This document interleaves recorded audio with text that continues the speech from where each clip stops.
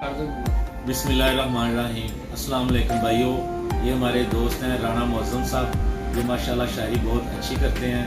हम इनकी शायरी को सुनने के लिए बहुत दूर से आए हैं और बहुत देर से इनकी शायरी हम सुन रहे हैं। तो आज ये हमें बहुत अच्छे अच्छे शेर सुनाएंगे। तो राणा साहब ज़रा शेर हमारी नज़र कीजिए। ये डॉक्टर सलमान साहब हैं। ये इनकी बहुत सी खिदमात हैं यहाँ चांदे किले में, जलील टाउन में और भी करीब के सारे इलाकों में समाजी कारकुन हैं, सियासी कारकुन हैं।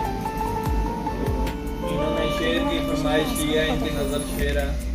कुछ इसलिए भी मैंने उसे दिल तक रसाई नहीं दी। वाह जी वाह, क्या बात। कुछ इसलिए भी मैंने उसे दिल तक रसाई नहीं दी, उसने जो भी चीज चुराई नहीं दी। आज तक चूड़ियां उसकी मेरे संदूक में हैं, वो जिसने आज तक मेरे हाथ में कलाई नहीं दी।